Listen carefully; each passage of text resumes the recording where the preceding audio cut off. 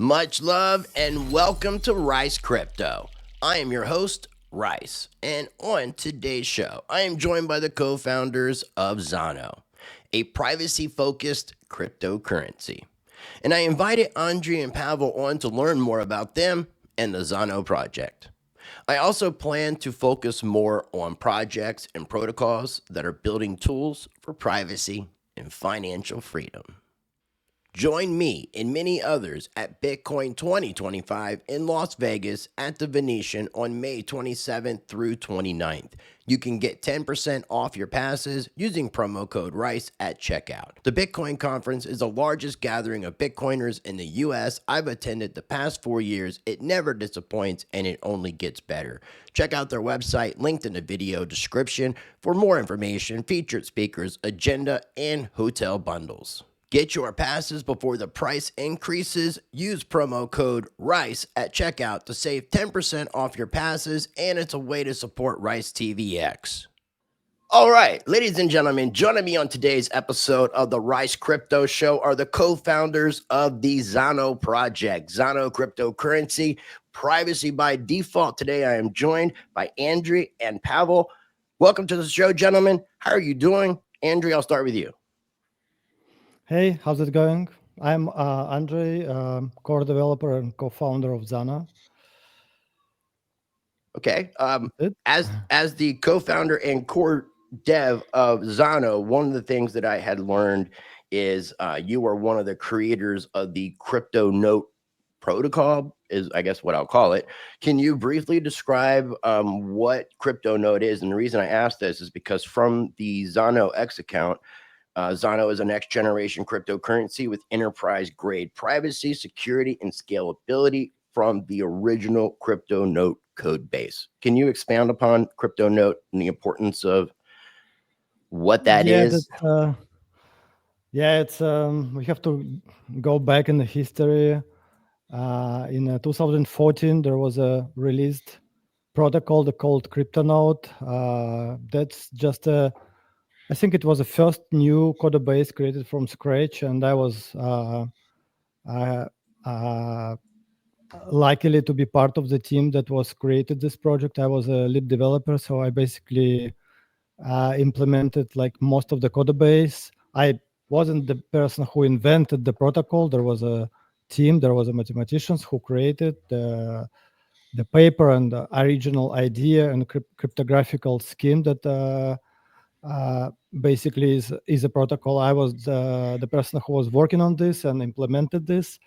And then the history was one split it in two ways. So one direction was the Monero project, which was a fork of CryptoNote, and they uh, started to work and attracted a lot of attention. And I was on my own and doing Bullberry at the beginning, and then we founded with Pavel in 2018. We founded Zana, and then the project was launched in 2019. But that was a separate line of evolution of original CryptoNote protocol. So basically, Zana is a code base that we created from the very beginning, from the scratch. That's the Awesome. short history. That no, yeah, Yep. and I know that's definitely a shortened version. I'm going to have links for what I just shared on the screen, so if people want to do like a deeper dive and do their own research and kind of get a little bit more of a comprehension, understanding about what CryptoNote is all about, that'll be in the video description. So, how and when, and I'll get to you in just a moment, Pavel. I apologize, Andrey. That's okay. How and when? Because it looks like you've been in the crypto space for a while. I'm going to assume both you are. I don't like assuming, but how and when did you get involved in crypto, Andrey? Basically, I was hired at the end of 2012, hired in a project, fintech project, and I had a very limited knowledge of blockchain. I was even skeptical at the beginning. I was like, "What is this? Like internet money, decentralized?" And I was like, really skeptical about this. But they hired me. They said that I had a really strong background in networking and decentralized networking, so I had like a really good knowledge of protocols and some of my own libraries. It was I used before in my project. So, and that's how I get there. And basically, there I was introduced into blockchain and educated by a mathematician who was also part of the team, the guy who invented the protocol. And then I learned it how it works, and that's when I started the long way of learning the ways of decentralized cryptocurrencies. But it's been a long way, and it's been a lot of things to learn, to realize, to understand. So that's basically was my way. Started Okay. back in 2012. Yep. Very early. That's cool. All right. The other gentleman in the room. How are you doing today, sir? Good, good. Thanks for having us. Well, no, I'm definitely Uh, looking forward to the full conversation. Do you mind introducing yourself and while you're at it, kind of talking about how and when you got involved in crypto? of course. Well, I'm not a OG crypto guy as Andre. Back then, I was. My background is in product management, and I'm an analyst. And I was dabbling with crypto on a user level, so I was kind of interested in it since I believe it was 2017.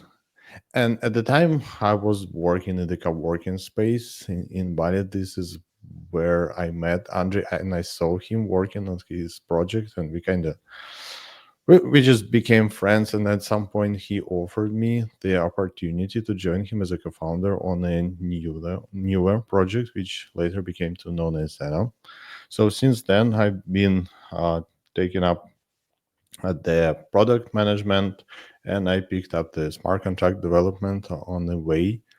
So this is kind of my umbrella of responsibilities right now. I'm doing basically everything that is not core development, which is being handled by my colleagues Andre and Val. Sorry, I had to unmute myself. You guys are definitely doing well because I heard about the project. Unfortunately, I know the project's been around for a while, but I heard about the project. Let's say I'm trying to think. It was from Roger Veer. It was from an interview that he had did with Joel Valenzuela from a channel called Digital Cash Network. And Roger was talking very highly. This is right before the book Hijacking Bitcoin came out and all the other stuff that had taken place. And I know Roger's a big supporter of your project. And then Aaron Day also speaks very highly about the project. He actually sent me some tokens. I got set up with, let me make sure I'm using the correct terminology because you guys have a pretty complex project, but you have the, it'll come to me here in just a second. Your Confidential assets. Yeah, where you have like a username. It's alias. An alias. Alias. That's what I was looking for. Alias. I was trying to use the correct terminology here, so I'm staying correct in the Zano territory. And just so people know, I had to ask these guys. It's like a tomato thing. Some people are like Zano. It's Zano. Per these gentlemen, they may call it Zano. I might call it Zano. I might call it Zano, but it's still the same project. Don't get confused. It's still the same. I just want to let you know that because I'm big. I was telling these guys I'm big on pronunciation, and when I talked to Aaron about it, it was like one of those things that I wasn't sure. So I figured I would ask the co-founders how they pronounce it, and they told me it's Zano. It's a Zano. So here we are at the website, which again, everything I share on screen today is going to be linked down below in the video description, but you can find it at zano.org, ZANO.org. You guys, you could feel free, whoever feels like it's best to take this part of the conversation. But do you mind explaining when and why you created Zano? Well, first of all, I think it depends on what kind of Zano are you talking about, because we had quite a few years. We spent quite a few years building the thing, and we pivoted a couple of times. So Zana, as of 2025, is not the same thing as Zana in 2019. So we're probably gonna take fewer steps, and Andre can cover the early years of Zana, and I could talk about the most recent addition to the Zana Yeah. ecosystem, evolution. Yeah, Zana I can has. do this. Real quick, if I Yeah. could. Could I ask you one quick question? Like, are we now? Can you say, in a sense, like different versions or iterations? Is that like the project evolving over time, or are we talking? Is there like been a restart of the actual chain and project in its entirety? It's an evolution. Since the inception, Zano was aiming to create a digital cash. It just at some point we realized that coins are not the best way to represent cash. People need tokens because the most used crypto are stable coins, for at least for people who are not involved in a crypto and they just need to transfer money around. They need tokens. This is why at some point we managed to figure out how to do it and pivoted to that. But the original idea of Zana was the evolution of the CryptoNote, and the CryptoNote itself was the evolution of Bitcoin. So we have some legacy, and Andre could explain better why certain decisions have been made. Okay, yeah. Yeah, Let's go to the early days and kind of lead us where then Pavel could take over the conversation where we are currently. well, yeah, this, as it said, it's a long history of evolution of technology, evolution of views, evolution of our understanding. And yeah, if you're going back to like CryptoNote, by these days in 2012, I wasn't the visionary behind this. There was a smarter people, smarter than I. But I can tell that the idea was to create the perfect money, and what Bitcoin didn't have by this time is a privacy part. So original idea behind the CryptoNote was to fix this part to create the privacy. That's what was implemented, and the CryptoNote was the first ever protocol that was first of all created from scratch, written from scratch. We didn't fork Bitcoin. We didn't take any single line from Bitcoin. We developed the whole new protocol on the network level, the whole new approach, and there was a lot of innovations there.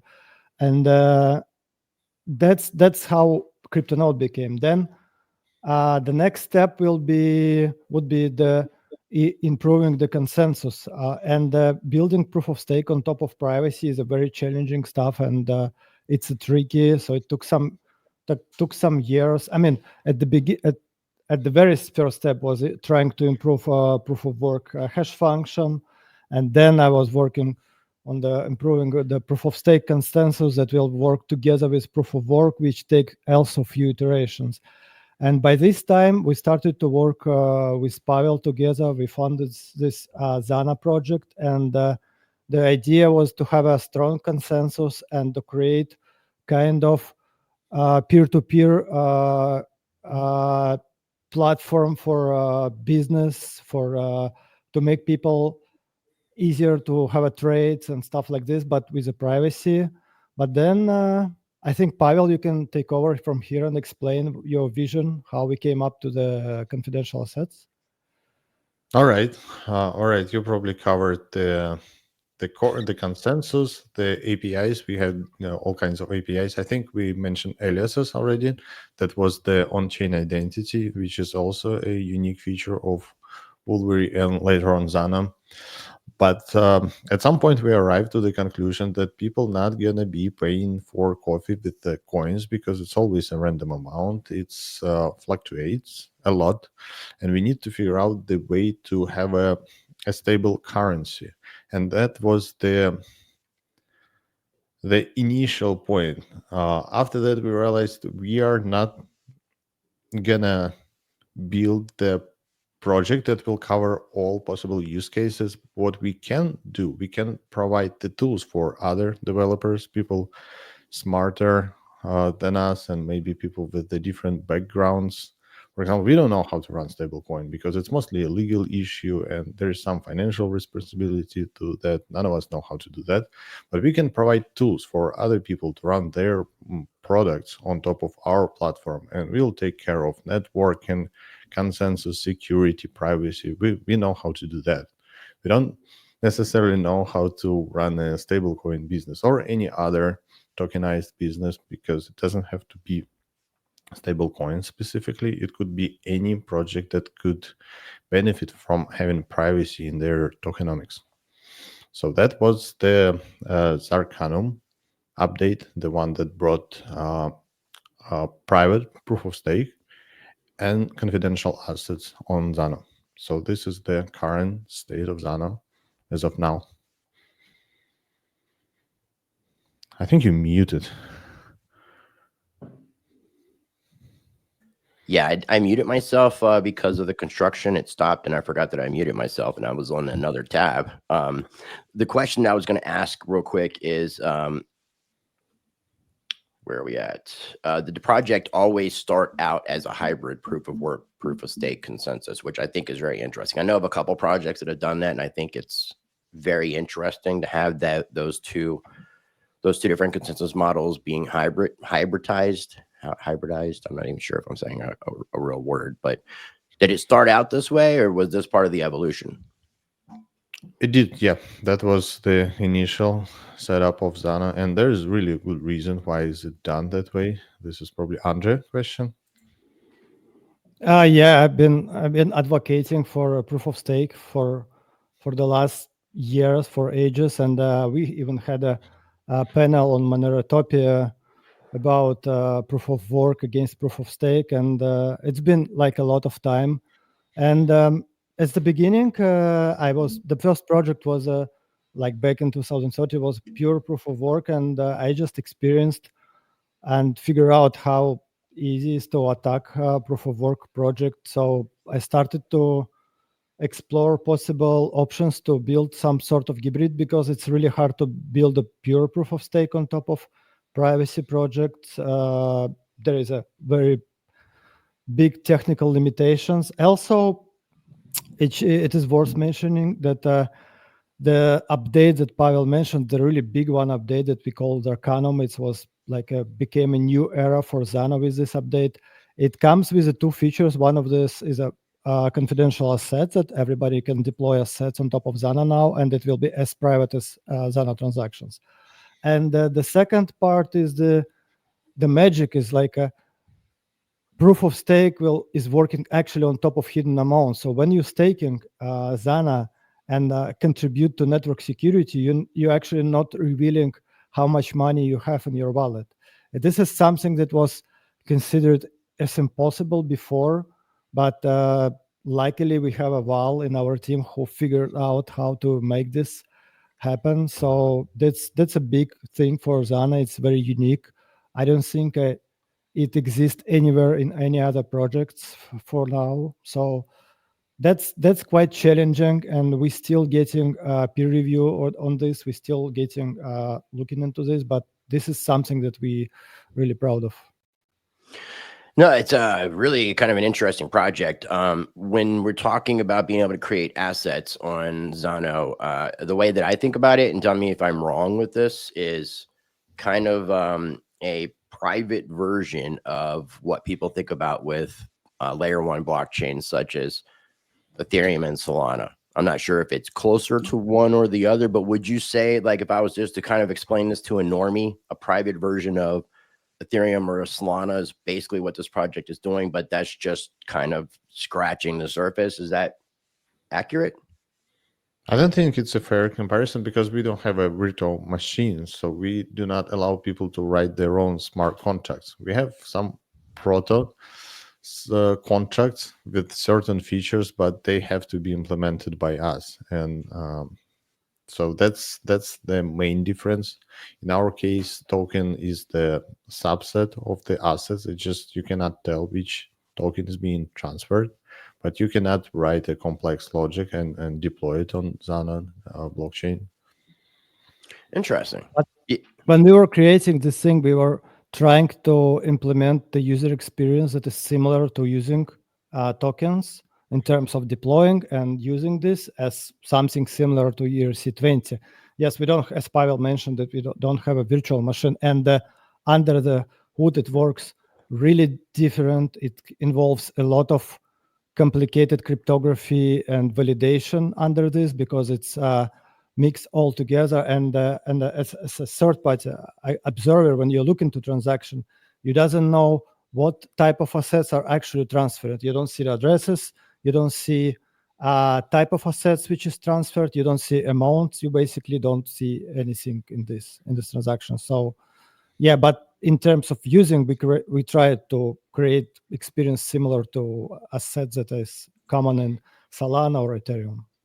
I think it's important to mention that it's not like we can't make a virtual machine on top of Zana. It's just in order to get that, you need to expose a lot of data. You need to have amounts exposed. You need to have addresses exposed. Otherwise, you got nothing to work with the smart contracts.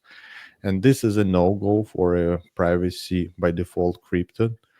This is why we are leaning towards the bridging solution, where you can bridge your assets on EVM chain, then perform all the operations you need to do, something that involves smart contracts, and bridge back to get your privacy back. And this is also, I think, important part for a smart contract. It should be transparent. You should be able to read the code and confirm that it does what you think it does. Otherwise, it's not a contract. Like, if you cannot read the contract, what kind of contract is that? Right. You don't know what's in the code. Yeah. And you got, and then you And got if to it's trust. You got to completely trust, and you private, can't verify. yeah. I'm sorry to interrupt. What were you saying about privacy? It's basically what you said. Okay. You need to be able to verify the smart contract content. And in our case, we facilitate the transfers. And there's like a really complex math that explains why is it checks out. But you cannot apply the same math to the smart contract. That would be way too complex and hard to follow. I mean, I would imagine too, having like an EVM type thing, whether it was just like a ZVM, whatever the case might be, would probably allow for that vulnerability and take away the privacy, which makes sense. And if you're focusing on privacy, you got to do everything you can within a project that's not going to impede upon that. So it makes sense to not have that. But are you guys allowed? Because you said something about, I guess, taking, in a sense, Zano and wrapping it on other chains. What about the reverse of that? Can you have like wrapped Bitcoin on Zano? Can you have wrapped Ethereum? Whatever the cryptocurrency is that allowed, or is that happening already on the Zano platform? Yes, this is the plan. This is exactly the plan. This is how we are planning to tackle a lot of issues we might possibly have. It's a scaling issue, a liquidity issue. We allow assets to be wrapped on Zana, and we have ways to call EVM smart contracts from Zana chain. So it allows us to build all kinds of solution and mainly bridges. It just we are not focusing on the projects at the moment. We are building now the tech that would allow other projects to do that. But what you just said is possible, and we are working in that direction. There is even a project that builds in the exact same thing you just mentioned. It's called Confidential Layer, that will wrap public chain assets on Zana. Yeah, is that a partnership? I wasn't sure if it was just like part of the project or if it was a separate project and it was. It's a partnership. Like, there's like a huge overlap between Zana development team and Confidential Layer development team. We are building the confidential assets part of it, and there's another team that works on the consensus and the bridging tech. But we are closely working together to make that happen. Awesome. And I mean, since you guys did the Monerotopia, was it this past November or December? Yeah. And there was several projects out there. I mean, are you guys collaborating with any other layer ones, or like, is there any sort of, I mean, I'm sure there's camaraderie between like the Monero community and Zano, but is there like, I'm not saying a specific. Well, if you can call it this way. Is it different tribal maximalism going on in the privacy space? We got both, Monero maxis. both. Yeah, we got a little both. bit of both. I think we have a really good relationship with the Monero Resource Lab and the Monero dev team. Monero community, not so much, because some people can only see Monero as a thing, and everything that threatens Monero should go. And it's not like we do threaten Monero, and we are not aiming and gunning for Monero spot as a digital hash. We build a platform, but some people see it as, I wouldn't say threat, but a distraction. So they hate us. It doesn't matter what That we do. sounds like Bitcoin Maxi is from Monero. Like Yeah, exactly, yeah, exactly. That's which exactly I what it is. think competition's good, and we shouldn't be limiting ourselves, especially in the elements of privacy. Seeing some of the things that have happened over the years. I mean, thankfully, the Tornado Cash guys, it looks like they're good now. It looks like the U.S. has reversed that decision and allowed for, I think, parts of the majority of what Tornado Cash was offering to be available still, and I think other projects are forking it. So I think it's important to have that as well. Now, tell me if I'm mistaken about this. Is Zano the only privacy-based cryptocurrency layer one blockchain that allows for tokenization? I think there's Beam and a few Beam, Firo like off is the supported. Wimble Beam? Yeah, I didn't know that and was I still think around. Firo Sorry, is sorry, Beam kind of guys. close, and we are like eager to collaborate with both because we really see that there's a combination of interconnected blockchains. This is the only way I could imagine blockchain scaling on a global level. There is never going to be a one blockchain to uh, take over all the transaction flow. It just doesn't work that way. It's too slow, too bulky. So we need to have a set of bridges and different projects with different features, and each one has its own unique uh, problem to tackle. And we are happy to collaborate with anyone who is willing. Cool. No, I like to hear that. I like to hear that. Did you want to add anything, Andre, to that, or you good? No, I'm good. That's pretty Okay. much what we are on the same page here. Well, that's what makes a good team. What are ionic swaps? Is this something like atomic swaps? Yeah, this is Kind of, but Andres' way cooler. brainchild. I can explain the big picture stuff, and if you're interested in the technical details, we could give a word to Okay, Andre. so I'm a little bit familiar with what Komodo was doing with atomic swaps, and I believe Komodo might have been one of the first projects to actually implement atomic swaps successfully through, like, I think Bitcoin, Ethereum kind of situations, not just UTXO or EVM specific. So I like the concept. It's kind of like peer-to-peer trading because Yes. you have to have somebody on the other side. It's not like, because that was the question: is this like atomic swaps or is this like a Uniswap type DEX? It's in that sense, it's closer to atomic swap. We probably already mentioned that we have a native Zano and we allowed the creation of Zano assets, privacy tokens. And Ionic Swap is a technology that allow you to trade them in a single transaction between two parties, and that transaction also is indistinguishable from any other transaction on Zano chain. So it's basically a trading mechanism for Zano tokens. We have a DEX built on top of that technology. It's a P2P based DEX and it works the way you probably think it does. The main difference between those swaps and atomic swaps, in atomic swaps, you need to have 4 steps, if I'm not mistaken. And this one is the real atomic swap because it happens in one go. One transaction completes the change.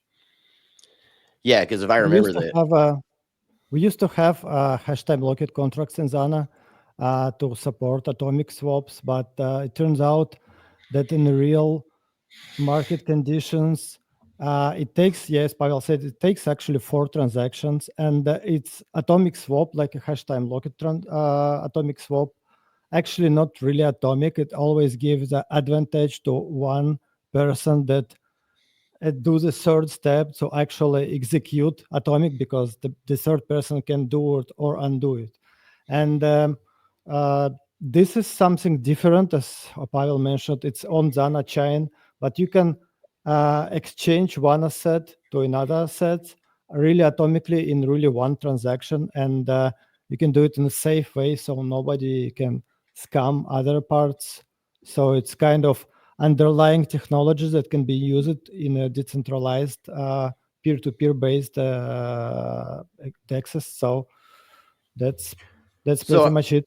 a peer-to-peer DEX, is that kind of like, because I used to and I'm going to admit to breaking the law here. I used to download music. I was a DJ. I used to download music using things like LimeWire and FrostWire and all those kind of things, BitTorrent. Would it be comparable to something like that, like BitTorrent meets Uniswap kind of? Well, it could be. I mean, what you need to get from other party is hex of the proposal and paste it in the wallet, so it could parse it and show you the details of a deal. And it could be facilitated from anything. It could be sent in the messenger, or we have a UI interface built around it. But basically, the way you transfer that information is up to you. Interesting. No, I mean, I think this is really cool. And I'm It's live. I mean, if you want to check it out, it's live. You could go to trade.zano.org and you can see how those swaps are facilitated. You're probably trade. not going to be able to connect right now because you need a fully synced wallet, but We we can have look a at the interface. browser support coming to mobile wallet, and at that point, it would be fairly easy to do those trades. I didn't know there was a free Roger token on Zano. Interesting. Yeah, people do launch a lot of assets. Some of them are like that. Cool. There's the meaning and a cause. With the Ionic swap, because I know the way that you kind of explained it, it's a way to trade the Zano assets. So if I create a token and you create a token and we wanted to do a trade, that we could facilitate it that way. Is that would be Yes, now? I'm assuming that the wrapped cryptocurrencies, like if I had wrapped Bitcoin or wrapped XRP or wrapped Litecoin, I could then as well, because it would still be considered a Zano asset token. that is correct. Yes. Okay. I'm trying to answer some questions that people may have because I've been trying to put a lot of focus into the privacy element. I kind of am definitely agreeing with Aaron Day when it comes to a lot of people, when it came to the early days of Bitcoin, thought there was anonymity. And then they realized it wasn't really anonymity, it was pseudo anonymity. And with chain analysis, there's no anonymity. You know, you could totally be tagged and they know who you are and can identify you very easily. So I think the focus for freedom, for sovereignty, whether in whatever aspect you want to look at that as, we have to have privacy. And that's why I'm trying to put emphasis on supporting anything that is allowing for that privacy. And it's not because I have anything to hide, it's because I have a right to privacy. And everybody else does too. And I really don't like this idea, excuse my language, of taking a shit in a glass outhouse. I'm not sure if you guys have outhouses or toilets outside in Dubai or Russia, but we have shacks where people, and I would imagine if it was glass, no one's going to want to do their business there. And that's kind of how I try to compare things. You know, people have that right to privacy. It doesn't mean that you're hiding or obfuscating something. And with that being said, are you guys having any sort of problems being a private by default cryptocurrency as far as like exchanges, as far as any sort of pushback from nations, anything to that effect? Are you guys experiencing that? Yeah, a lot of that. I mean, we never got listed on a tier one exchange and probably never will be. We're having hard time onboarding payment providers because a lot of people are interested in accepting Zana for their businesses or on their website, but someone should facilitate the processing, like the convert fiat to crypto. And it's really easy if you're doing it with Bitcoin or any other public crypto. It's nearly impossible to do it with Zano. And it is outright illegal in a bunch of countries to have a privacy by default. So everything you just mentioned, it's our daily life. Well, again, I appreciate you guys doing this. And I mean, I would imagine that there is some sort of legal protections of being in a pro crypto place in the desert.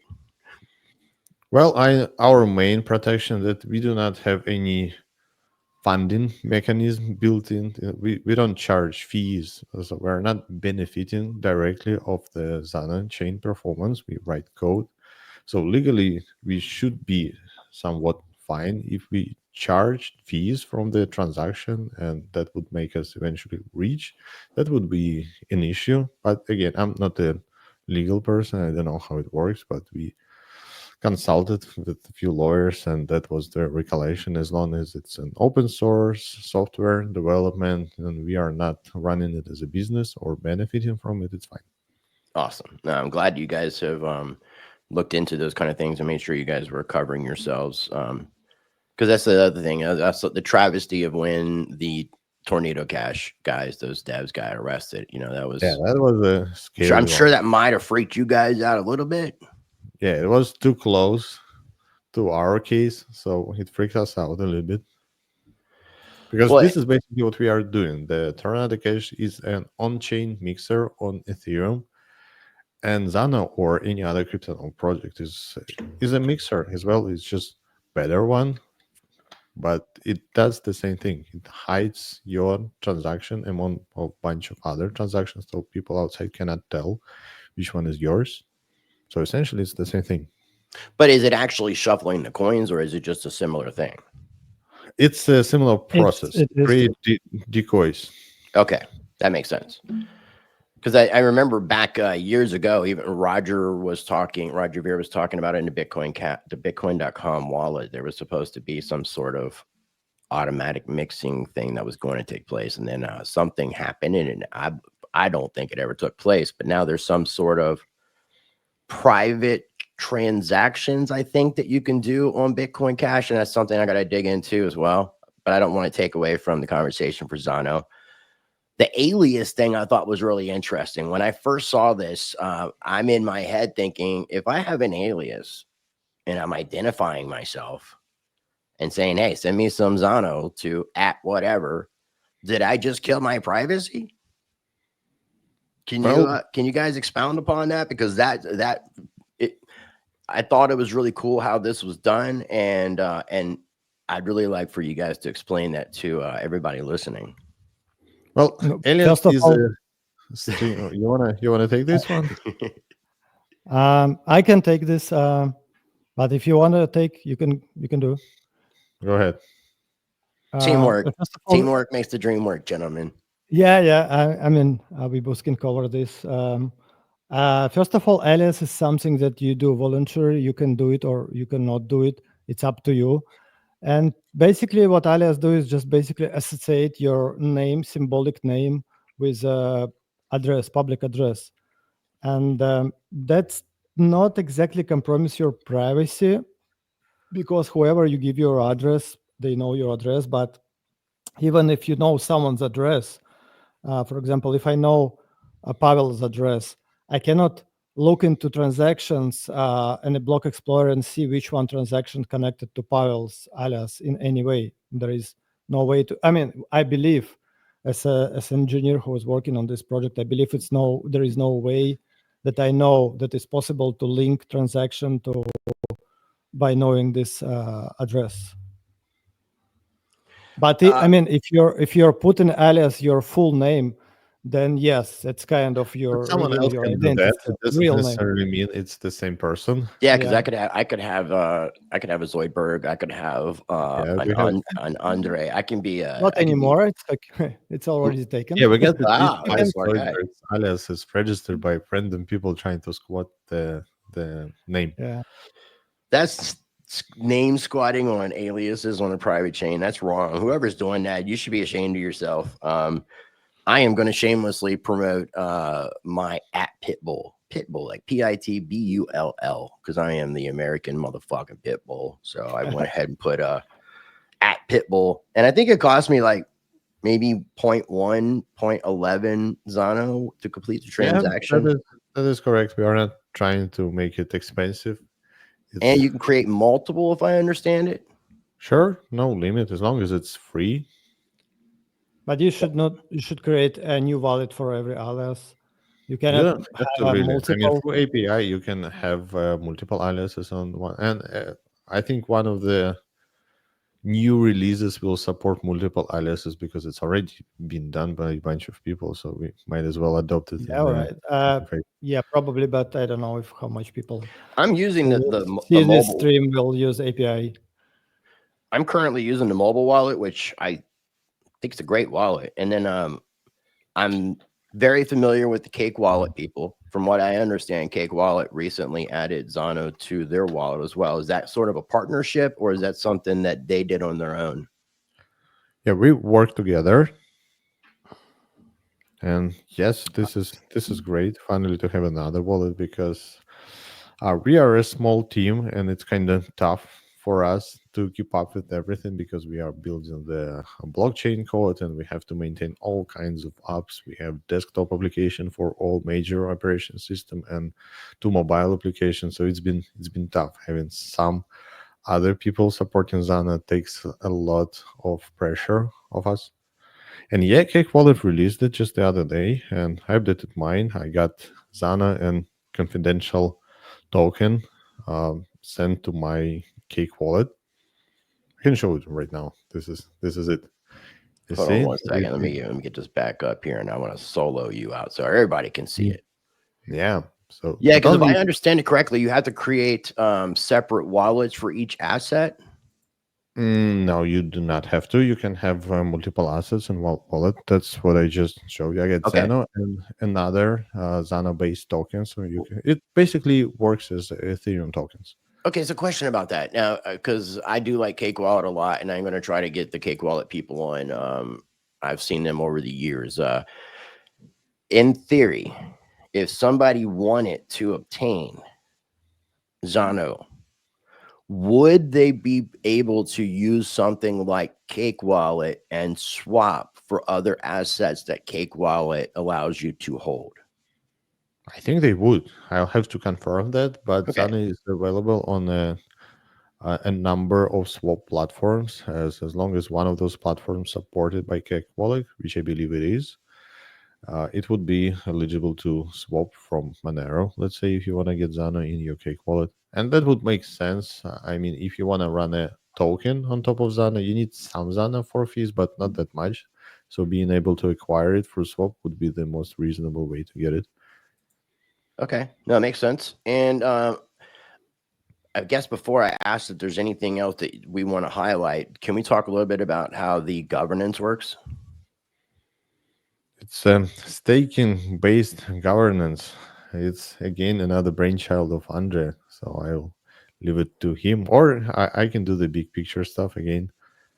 Depends on how technical you want your answer to be. Um, I think maybe we just whatever you think is going to be best. And if Zoidberg is the man to do it, you don't look like you want to do it, but I think you might Okay, be the I'll, man to I'll, do it. I'll do then. I'll do that. No, I'll I do think the he big. wants to do it. He does. I think he wants to. Come on, let's let him do it. You could do it, Andrei. All right. No, I All mean, yours. actually, Pavel actually is the better person to do it. But since I just can tell that we are building technology to do the governments based on the token holders, because we believe it that people who actually own Zana should have a voice. They should be Let's the just one check who how it works decided. first, But the because problem that we you're assuming people know how it works. They do not. Yeah, but the problem is that most of our community and holders saying that it's not that something that they want. They want us to run the project. So we are kind of in a controversial position. We wanted to have a governments and to uh, give some of the control of the project by to community, not to community, but to Zana holders. But we don't know. We actually don't know how it's gonna be. So That's a it's really tricky question.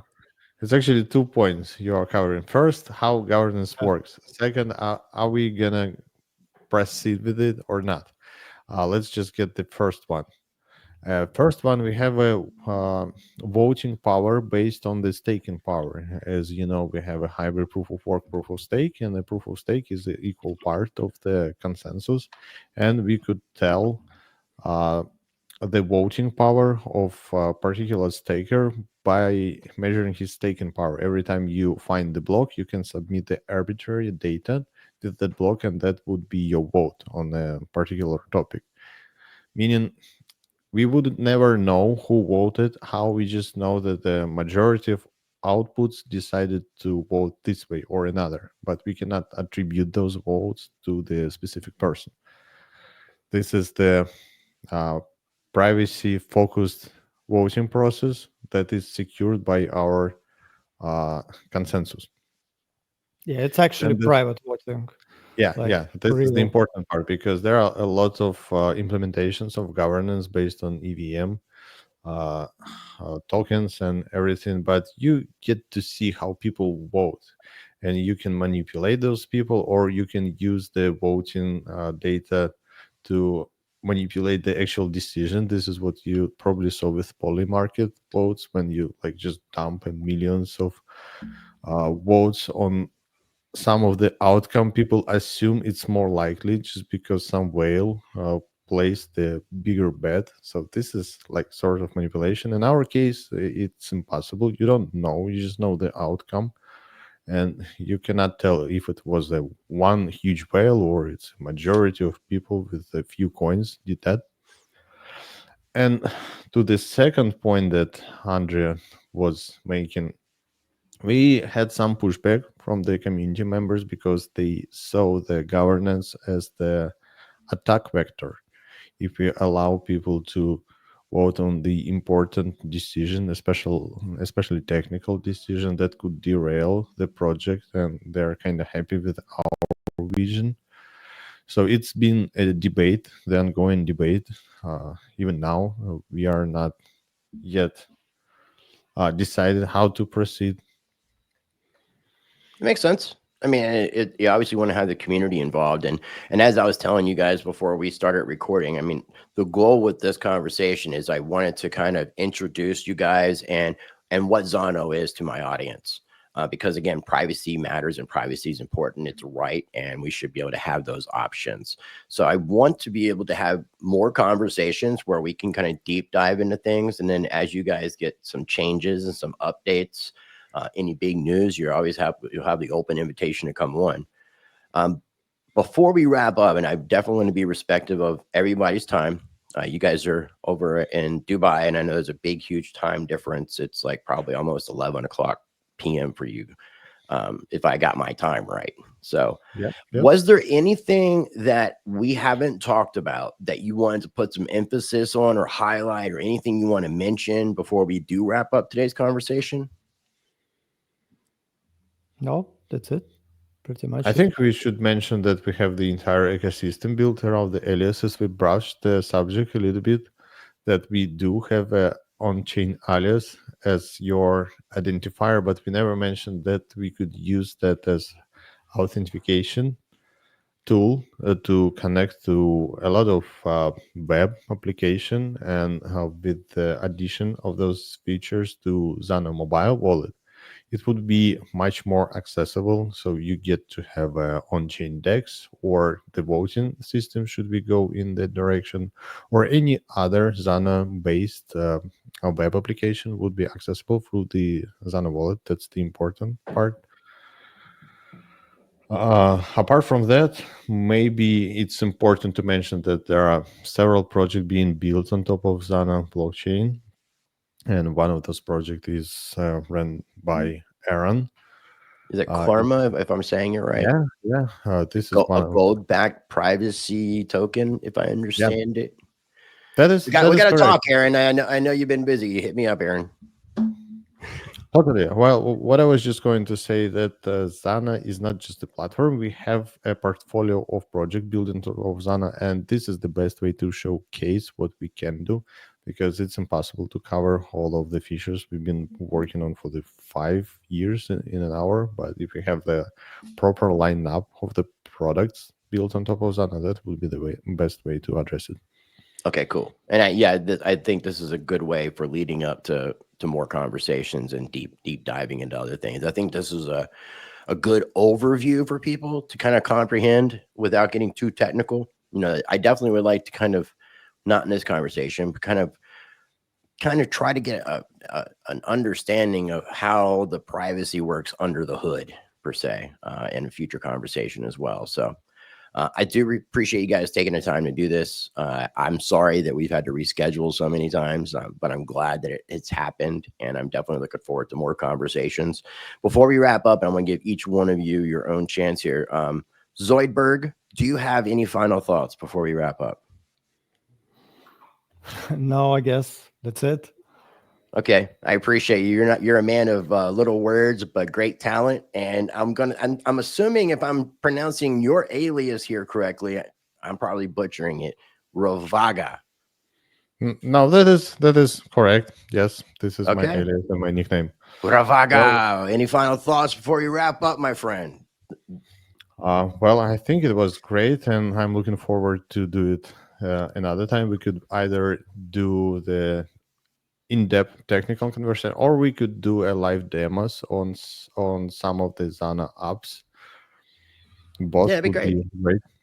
I'm not limited, and I Yeah. don't want to just limit to one other video. I mean, like I said, we can have numerous conversations and go over numerous things. I'm going to be doing what I can to highlight projects that are private by default, and Yeah, totally. It's just we never been good in selling ourselves, so the best way for us to advertise our product is just to show how it works, and maybe people get their impression of it. I'm thinking about creating a token too. So I'll keep you guys updated on all that good Let's stuff. do that. I'm happy to help. Cool. Cool. I appreciate. Well, I do appreciate your time, gentlemen. If you could bear with me 1 second, just going to do the wrap up and stop recording. Ladies and gentlemen, thank you again for tuning in. I greatly appreciate. If you're not subscribed to the channel, I encourage you to make sure you are subscribed. If you are subscribed, make sure you're still subscribed. Hit that notification bell so you can be updated for when videos come out. I'm going to have links down below in the video description and the pinned comment for everything that I shared on today's video. And before we wrap things up, as always, I encourage you to be a blessing to others. Treat people how you want to be treated. Be the glitch you want to see in this matrix. Be the change you want to see in this world. Know yourself, question everything, and until next time.